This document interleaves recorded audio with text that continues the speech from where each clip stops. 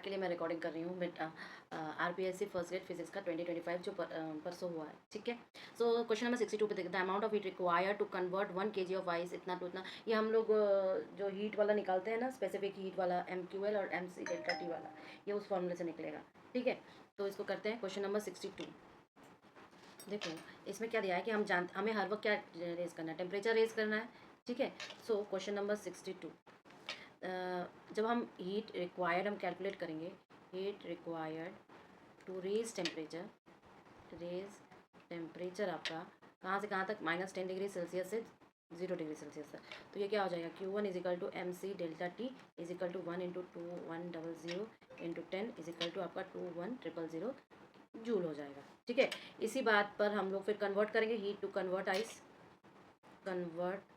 Ice आपका at 0 degree Celsius to water आपका at 0 degree Celsius, ठीक है। तो ये Q2 क्या हो जाएगा, ml हो जाएगा, और ये हो जाएगा आपका 3.36 इंटू 10⁵, ठीक। तो ये क्या हो जाएगा 336,000 जूल। तो टोटल हीट क्या हो गया, दोनों का एडिशन, टोटल हीट हो गया आपका Q is equal to Q1 plus Q2, it is 21,000 plus 336,000, ठीक है। तो ये हो जाएगा आपका 3.57 इंटू 10⁵ जूल, ठीक। तो देखना ऑप्शन नंबर 1 है इसका, ऑप्शन नंबर 1। चलो नेक्स्ट क्वेश्चन नंबर 63 क्या है, the equation for the state of 1 mole of non ideal gas. अच्छा, नॉन आइडियल गैस का इक्वेशन दे दिया गया है, अब आपको क्या निकालना है, work done in this process. Isothermal process का जो वर्क डन निकालने का फॉर्मूला होता है, मतलब जो प्रोसीजर होता है, अपने को वही सॉल्व करना है, ठीक है। क्वेश्चन नंबर 63 क्या है कि हमारे पास नॉन आइडियल गैस का इक्वेशन क्या दिया है कि PV is equal to A times of 1 plus B/V, ठीक है। अभी आइसोथर्मली एक्सप्लेंड कर रहा है, तो वर्क डन हम क्या लिखेंगे, work done in isothermal process क्या हो जाएगा, W हमारा हो जाएगा V1 से लेके V2 तक PdV, ठीक है। अब यहाँ पे P दिया क्या है, उसको रिजॉल्व करते हैं, ठीक है। तो यहाँ पे क्या दिया हुआ है, P देखो आपका दिया हुआ है ये, तो इससे हम P को कैसे निकाल सकते हैं कि A times of your 1 plus B/V divided by V, या हम इसको ऐसे भी लिख सकते हैं A times of 1/V plus B/V², clear. अब इसको इंटीग्रेट करेंगे, क्या करेंगे, इंटीग्रेट करो, तो क्या हो जाएगा, W is equal to A बाहर निकालेंगे, V1/V2 1/V plus B/V² dV, ठीक है। और ये हो जाएगा A टाइम्स ऑफ लॉन आपका V2/V1 plus B times of 1/V1 minus 1/V2, ठीक है। तो ये क्या हो जाएगा, इसका मतलब इसको और सॉल्व कर लो, बस कुछ नहीं, इसको बस बाहर निकालना है। तो ये क्या हो जाएगा, A लॉन टाइम ऑफ आपका V2/V1 plus AB 1/V1 minus 1/V2, ठीक है। तो ऑप्शन नंबर 3 इसका सही आंसर होगा, 63 का option number 3। Next question number 4 देखते हैं, क्या दिया हुआ है, 1 mole of a mono atomic gas is mixed with 2 moles of diatomic gas normal temperature, the molar specific heat. अच्छा, तो इसको मिक्सचर निकालना है, CV मिक्सचर एक्चुअली इसका निकालना है, इसका क्या निकालना है हमें, CV मिक्सचर निकालना है। तो क्वेश्चन नंबर 64, ठीक है। अब देखो जब मोनो एटॉमिक गैस लेते हैं, मोनो एटॉमिक गैस, ठीक है, तो इसमें CV1 क्या लेते हैं, यानी कि 3/2R लेंगे। इसी तरह जब हम डाई एटॉमिक गैस लेंगे,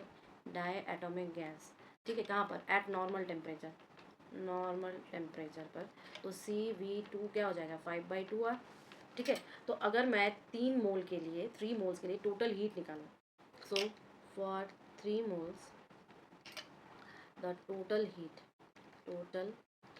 क्या हो जाएगा आपका, CV आपका मिक्सचर के लिए, ठीक है, ये मिक्सचर का निकालेंगे, 1 into 3/2R plus 2 into 5/2R divided by आपका 1 प्लस 2 हो जाएगा, ठीक है। तो ये हो जाएगा 3/2R प्लस 5R और डिवाइडेड बाई 3 आ जाएगा, तो ये हो जाएगा 13/2R/3, तो ये हो जाएगा आपका 13/6R। तो ऑप्शन नंबर 2 है इसका सही आंसर, ऑप्शन नंबर 2। चलो नेक्स्ट चलते हैं, क्वेश्चन नंबर 65 देखिए, a ray of light travelling in glass is incident at a horizontal glass air interface at the next critical angle C पर है ये। Now the thin layer of a water is placed on the interface. तो ये हमारा कुछ नहीं, critical angle with water layer निकालना है, इसी पे कर देते हैं, critical angle with water layer, ठीक है। क्वेश्चन नंबर 65 कर रही हूँ मैं, यहीं पर कर दे रहे हैं। तो स्नेल्स लॉ लगाएंगे, ठीक है, अप्लाइंग स्नेल्स लॉ क्या हो जाएगा, हम जानेंगे, ग्लास वाटर इंटरफेस पे लगाएंगे, तो μg sin I is equal to mu W sine 90 degree. ठीक है, तो इससे हमें क्या मिला कि mu G sine I is equal to mu U. ठीक है, तो इससे हमें क्या मिला कि साइन आई इजिकल टू आपका mu W upon mu G is equal to आपका 4/3 डिवाइडेड बाई 3/2, ये हो जाएगा 8/9। यानी कि आप कह सकते हो कि आई इजिकल टू साइन इनवर्स आपका 8/9 हो जाएगा। ठीक है, यानी कि ऑप्शन नंबर 2, ऑप्शन नंबर 2 65। अब 66 देखते हैं। If the refractive index of flint glass for red, yellow and violet is this respectively, then dispersive power of the flint glass। अरे कुछ नहीं, dispersive power क्या होता है? क्वेश्चन नंबर 66 यहीं पे कर दे रही हूँ। डिस्पर्सिव पावर जो ओमेगा होगा आपका वो हो जाएगा mu V minus mu R upon mu Y minus 1। ठीक है, तो वैल्यूज पुट करो 1.632 minus 1.613 divided by 1.620 minus 1। Minus करने पर आपको आएगा 0.019 डिवाइडेड बाई 0.620। ठीक है, और 3 दिन चला जाएगा, तो आप जब डिवाइड करोगे तो लगभग आप कैलकुलेट करो ना, मोबाइल लेके तो बैठे ही रहते हो। ठीक है, लगभग कुछ ऐसा आएगा। सो आपका ऑप्शन नंबर 4 सही है। ठीक है, ऑप्शन नंबर 4। 67 देखते हैं। 1600 kelvin maximum energy radiation is emitted on the black body. अरे वो वेन्स लॉ से होगा ये तो। क्वेश्चन नंबर 67 यहीं पे सॉल्व कर रही हूँ। Veins law, veins law. ठीक है, वेन्स लॉ ऑफ मैक्सिमम क्या होता है कि lambda max into particular time, अरे temperature is equal to constant होता है। ठीक है, तो एट T1 जो है हमारा 1600 केल्विन पर लैम्डा 1 क्या आ रहा है 2 माइक्रोमीटर। ठीक है, और एट आपका लैम्डा 2 तो मुझे फाइंड आउट करना है कितने पर, एट T2 पर। T2 कितना है 2000 केल्विन। ठीक है, तो हम फॉर्म क्या बताएंगे, lambda 1 T1 is equal to lambda 2 T2, क्योंकि कांस्टेंट है, इससे हमें लैम्डा 2 मिल जाएगा लैम्डा 1 T1 अपॉन T2। सारी वैल्यूज़ बैठाएंगे, सारी वैल्यूज़ बैठाएंगे, इधर बैठाओ, तो 2 इंटू 1600 डिवाइडेड बाई 2000। ठीक है, तो ये हो जाएगा 1.6 माइक्रोमीटर।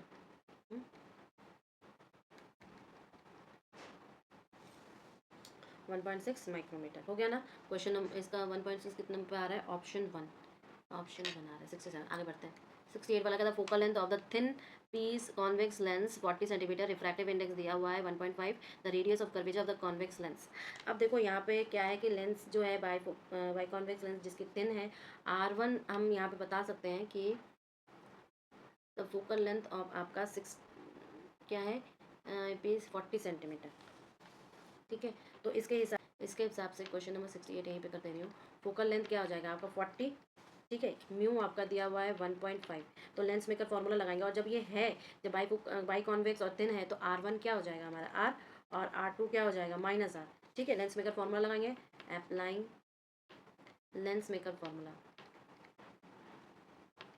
लेंस मेकर फॉर्मूला, तो क्या हो जाएगा 1/f, ये होता है 1/f इजिकल टू आपका mu minus 1/R1 minus 1/R2। ठीक है, पुट करेंगे इसमें वैल्यूज़, तो क्या हो जाएगी mu minus 1/R minus of minus 1/R। ठीक है, तो ये हो जाएगा आपका mu minus 1 2/R। Values put कर देंगे, वैल्यूज़ क्या है आपके, वैल्यूज़ है 1/40, 1/40। ठीक है, और इधर हो जाएगा 1.5 माइनस 1 इंटू 2/R। ठीक, दिस एम्प्लॉयज़ दैट क्या हो जाएगा 0.5 into 2/R, this implies that 1/R is equal to R हो जाएगा तुम्हारा 20। R की वैल्यू 20 आएगी, ऑप्शन 3 20। ठीक है, क्वेश्चन नंबर 68 का ऑप्शन 3 होगा। क्वेश्चन नंबर 69 देखते हैं, unpolarised light of intensity passes to the, अच्छा वो मेलस लॉस है, polarise P1 P2 the transmission axis इतना, रोटेट इतना। तो भैया P1 P2 से इसको सॉल्व करते हैं। चलो क्वेश्चन नंबर आपका 69, क्वेश्चन नंबर 69 क्या है कि हमारे पास अनपोलराइज लाइट है जिसकी इंटेंसिटी आपको दी हुई है, अनपोलराइज लाइट की intensity, intensity of unpolarised light, unpolarised light क्या है आपका I0। ठीक है, तो फर्स्ट जो पोलरॉइड होगा, पोलरॉइड ये आपका P1 होगा, जो कि क्या करेगा, ट्रांसमिट हाफ करेगा, ट्रांसमिट हाफ करेगा। जब ये ट्रांसमिट हाफ करेगा इसका मतलब इंटेंसिटी क्या हो जाएगी, इसकी इंटेंसिटी हो जाएगी I0/2। ठीक है, सेकेंड पोलरॉइड, सेकेंड पोलरॉइड जो P2 है वो क्या करेगा, एक्सिस के साथ एंगल कितना बना रहा है, एक्सिस के साथ जो एंगल बना रहा है वो आपका theta is equal to 30 degree है विथ रेस्पेक्ट टू आपका P1 से। ठीक है, तो using Malus law, Malus law I is equal to I0 dash cos square theta, यानी कि I0/2 कॉस स्क्वायर 30 डिग्री, यानी कि हम लिख सकते हैं I0/2 √3/2 का whole square is equal to I0/2 into 3/4 is equal to 3I0/8। ठीक है, तो ऑप्शन 4 होगा 69 का। 69 का आपका ऑप्शन नंबर 4 होगा। आगे बढ़ते हैं। क्वेश्चन नंबर 70 का है, two thin lenses focal length f1 f2 are placed at distance d apart from the same optical axis. अच्छा, दो यहाँ पे आपका फोकल लेंथ यूज़ किया गया है और डिस्टेंस d पर, तो टोटल फोकल लेंथ क्या हो जाएगी? बस टोटल फोकल लेंथ यही वाली ऑप्शन हो जाएगा, ऑप्शन 2 हो जाएगा। ठीक है, सेपरेटेड किया गया है तो इसका तो कोई दिक्कत ही नहीं है। Question number 71. An objective lens with a half angular aperture theta is illuminated with a light of wavelength lambda. The refractive index of the medium between the sample and objective is n. The lateral resolving power of the optical system can be increased by. अच्छा, ये आपका क्या resolving power की बात कर रहा है। Question number 71 यहीं पे कर दे रही हूँ। रिजॉल्विंग पावर की बात कर रहा है और हम जानते हैं रिजॉल्विंग पावर का क्या होता है, n sin theta divided by lambda. तो अगर रिजॉल्विंग पावर को आपको इंक्रीज़ करना है तो आपको डिक्रीज़ क्या करना पड़ेगा? डिक्रीज़ करना पड़ेगा लैम्डा, इंक्रीज़ करना पड़ेगा n और इंक्रीज़ करना पड़ेगा थीटा। ठीक है, ये सारी चीज़ें। तो इसका मतलब क्या है कि ऑप्शन नंबर 2 होगा गलत आपका। ठीक है, ऑप्शन नंबर 2, क्योंकि the lateral can not be, यहाँ पे कैन नॉट बी इंक्रीज दिया है। चलो नेक्स्ट क्वेश्चन देखते हैं।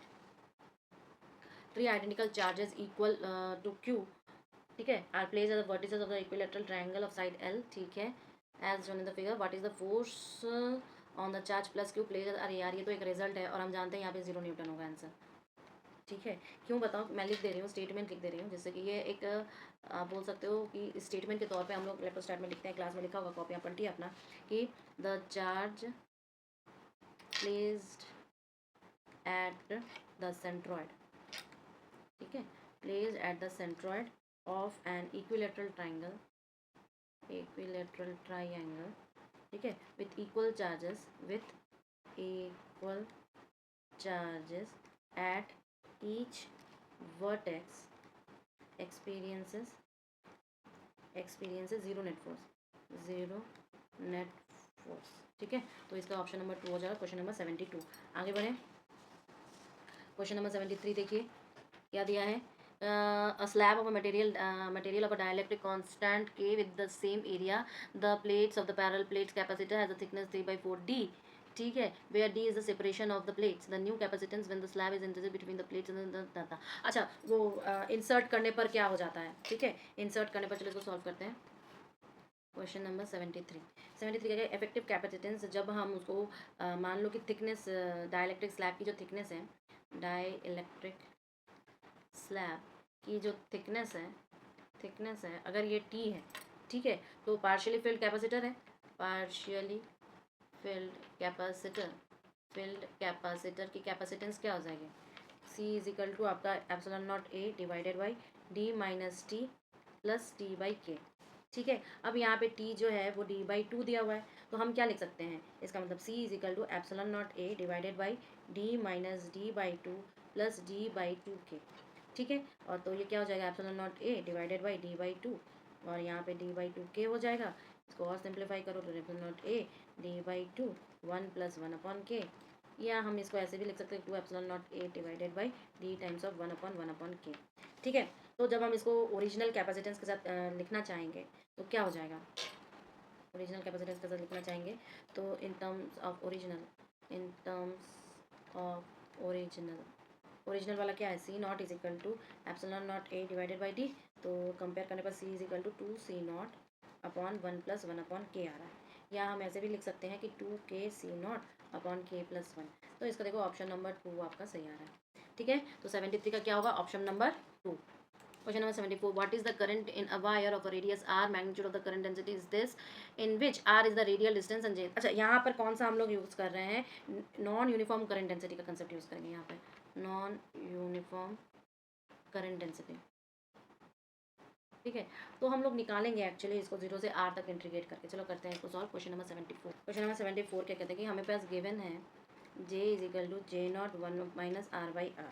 ठीक है, अब क्रॉस सेक्शन करंट है तो I निकालना है हमें, तो ये हम 0 से R तक J ऑफ R और जो तुम्हारा एरिया होगा, एरिया डिफरेंशियल होगा 2πr dr कर देंगे। ठीक है, तो ये हो जाएगा 0 से R J0 1 - R/r into 2πr dr। ठीक है, तो ये क्या हो जाएगा 2π J0 0 से R R minus R square by R D R, ये हो जाएगा 2π/0, बस हम इंटीग्रेशन किए हैं और कुछ नहीं किए हैं, by 2 minus r³ by 3r, ये हो जाएगा 0 से r। ठीक है, फिर क्या करेंगे 2π/0, ये खोल दो इसको, तो ये हो जाएगा r³ बाई 3r, यानी कि आपका हो जाएगा 2π/0 R square by 2 minus R square by 3। इसको खोल लो तो 2π/0 और ये J0 है 3r² माइनस 2r² बाई 6, तो ये हो जाएगा r² बाई 6 इंटू 2π/0, यानी कि आप लिख सकते हो कि मेरे पास जो बनेगा πr² J0 बाई 3, यानी कि ऑप्शन 3 है इसका आंसर 74 का। Let's see question number 77. A solenoid of length 1 meter has a radius of 1 centimeter and made up of 500 turns. It carries a current of 10 ampere.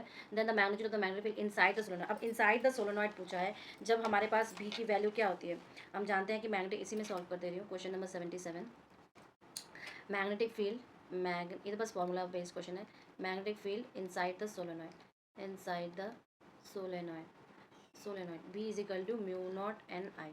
अच्छा एक चीज़ बताओ, एन क्या होता है, नंबर ऑफ टर्न्स पर आपका लेंथ, ठीक है, पर यूनिट लेंथ होता है। N is equal to number of turns per unit length, ठीक है।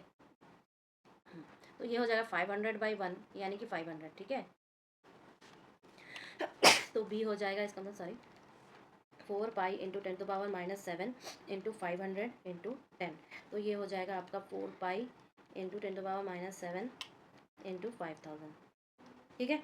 यानी कि ये हो जाएगा आपका 4π इंटू 5 इंटू 10⁻⁴, या आप लिख देना 2π इंटू 10⁻⁻3, या आप जब पाई की वैल्यू करोगे तो अप्रॉक्सीमेटली आपका आंसर आ जाएगा, तो मल्टीप्लाई करो तो 6.28 10⁻³ टेस्ला, यानी कि आपका ऑप्शन नंबर 2, ठीक है। क्वेश्चन नंबर 78 देखिए, ये आपका इनफाइनाइट बेटा जी, तो इसको सॉल्व करने का एक तरीका होता है। हम लोग क्लास में एक स्पेसिफिक क्वेश्चन इसके बारे में डिस्कस किए थे, तो हम लोग उसको सॉल्व करते हैं। क्वेश्चन नंबर 78 देखिए, a figure of array of parallel resistance, ये पैरेलल रेजिस्टेंस ना एरे में लगाए गए हैं, क्लियर।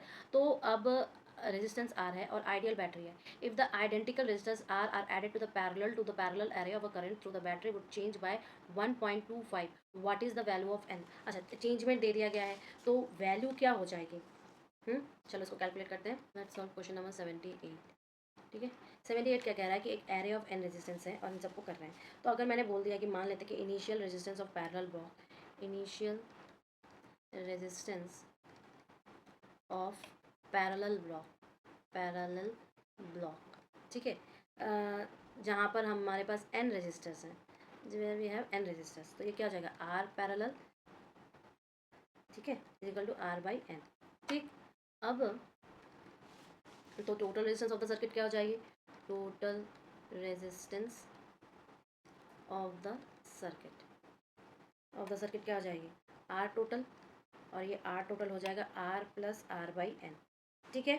तो करंट फ्रॉम द बैटरी क्या हो जाएगी, करंट फ्रॉम द बैटरी क्या हो जाएगी आपका, I is equal to V by R plus R by N, तो ये हो जाएगी आपकी V N upon R plus N plus 1, ठीक है। अब adding one more resistance to the parallel क्या हो जाएगा, आफ्टर एडिंग, हम इसको पूरा लिख के ही सॉल्व करेंगे, तो जिससे कि आपके पास बाद के लिए एक डेटा रह जाए, one more register in parallel, ठीक है। क्या हो जाएगा, इसके बाद का प्रोसीजर, न्यू रजिस्टर होगा, न्यू नंबर ऑफ रजिस्टर्स क्या होंगे, n+1 हो जाएगा, यानी कि आपके पास, ठीक है। तो पैरेलल रेजिस्टेंस हो जाएगा, तो न्यू पैरेलल रेजिस्टेंस क्या हो जाएगा, आर पैरेलल, यानी कि आर डैश पैरेलल, यानी कि आपके पास r बाई n+1 हो जाएगा, क्लियर है ना। इसके बाद क्या करेंगे, इसके बाद हम लोग फिर से वही आर टोटल निकालेंगे, तो न्यू आर टोटल रेजिस्टेंस क्या हो जाएगा, आपका आर डैश हो जाएगा, और ये हो जाएगा R plus R by n+1 हो जाएगा। तो न्यू करंट भी आएगा, तो I dash is equal to आपका V by R plus N by 1, तो ये हो जाएगा आपका V of n+1 divided by R of n+2, clear है ना। अब देखो परसेंटेज चेंजेस हमें बोल दिया गया है, तो हम बोलेंगे कि भैया परसेंटेज चेंज इन करंट, तो ये क्या हो जाएगा, I dash minus I upon I into 100, तो ये हो जाएगा आपका 1.25, क्लियर है ना, ठीक है। तो अगर हम सारे एक्सप्रेशंस को डालें, आई एंड आई डैश को डालें, इनपुट करें, तो क्या हो जाएगा मेरा v of n+1 divided by R of N plus two minus V N upon R of N plus one divided by V N upon R of N plus one. तो हम ये आर ये सब कैलकुलेट कर minus हटा दो we by are को, और ये हो जाएगा 100 से मल्टीप्लाई, तो ये हो जाएगा 1.25 दिया हुआ है, कुछ नहीं, सॉल्व करो बस और कुछ नहीं। तो ये n प्लस वन का whole square minus N of N plus two divided by N of N plus two into 100 is equal to 1.25 n plus one का whole square is equal to N square plus 2n plus one, या हम इसको ऐसे लिख सकते हैं N of N plus two is equal to N square plus 2n। ठीक है, तो इसको हम और भी खोलना चाहेंगे, तो ये क्या हो जाएगा N square plus 2n plus one minus of N square plus 2n is equal to 1। तो हम इसको क्या कैसे खोलें, इसको और ऐसे खोलें, तो ये क्या हो जाएगा 1 upon N of N plus two into 100 is equal to 1.25।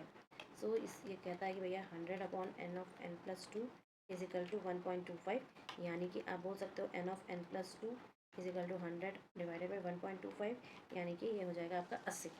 Right, ये क्या हो जाएगा आपका 80। अब जब ये आपका 80 हो जाएगा तो क्या मैं इसको नहीं लिख सकती कि ये आपका कुछ इस टाइप का दूसरा पेन चेंज कर देते हैं जिससे कि आपको हेल्प मिले।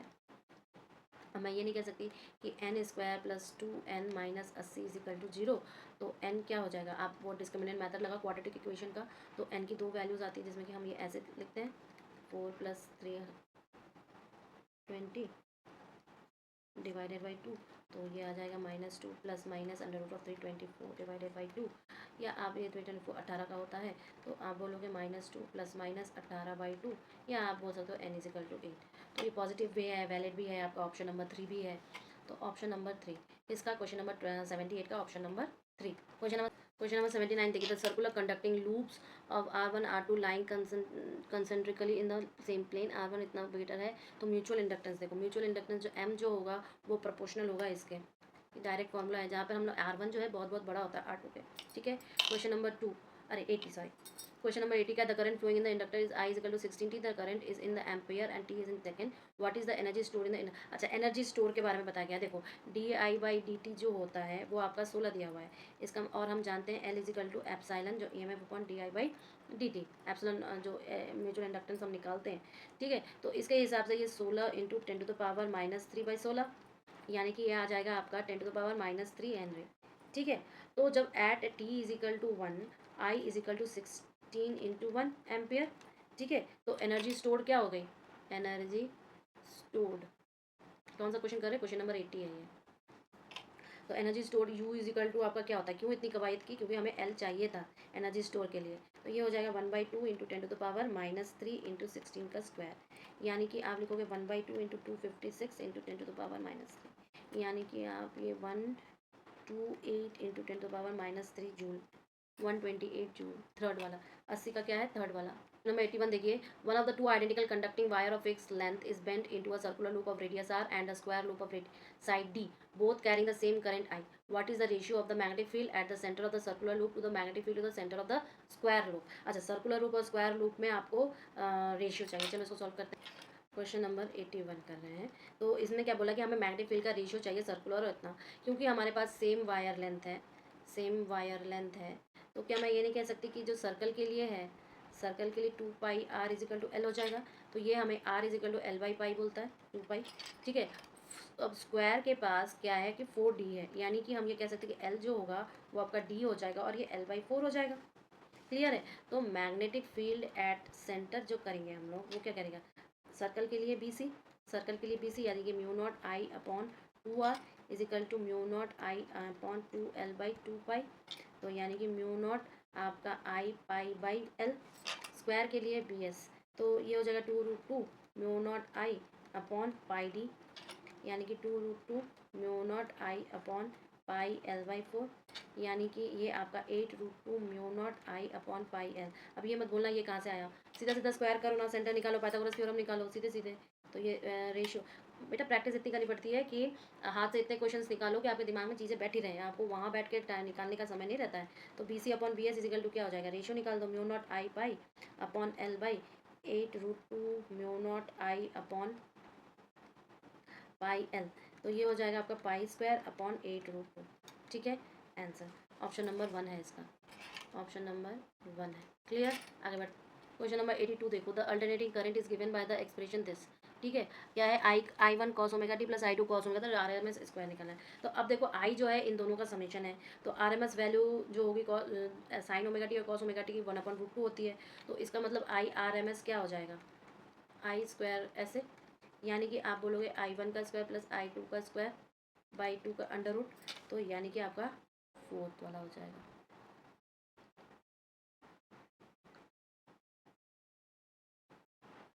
ठीक है, क्वेश्चन नंबर 75 में देखो, consider the uniformly charge spherical shell having this and external point इतना है। तो हम ये जानते हैं यार कि जो इलेक्ट्रिक पोटेंशियल होता है कांस्टेंट होता है, इलेक्ट्रिक पोटेंशियल कांस्टेंट होता है, आर जब आपका लेस देन आर रहेगा तो इलेक्ट्रिक पोटेंशियल जो होगा वो आपका कांस्टेंट होगा, और ये value V is equal to sigma R upon epsilon naught होगी। जबकि आप आउटसाइड जब जाओगे आर ग्रेटर देन आर हो जाएगा, तो आपका V जो हो जाएगा वो आपका इस हिसाब से काम करेगा, राइट। तो ये क्या करेगा, फॉल करेगा ना एट द सेंटर। तो आपका option number not sigma R square by epsilon naught R, और ये हो जाएगा आपका sigma R upon epsilon naught. ठीक है, सॉरी ये वाला होगा।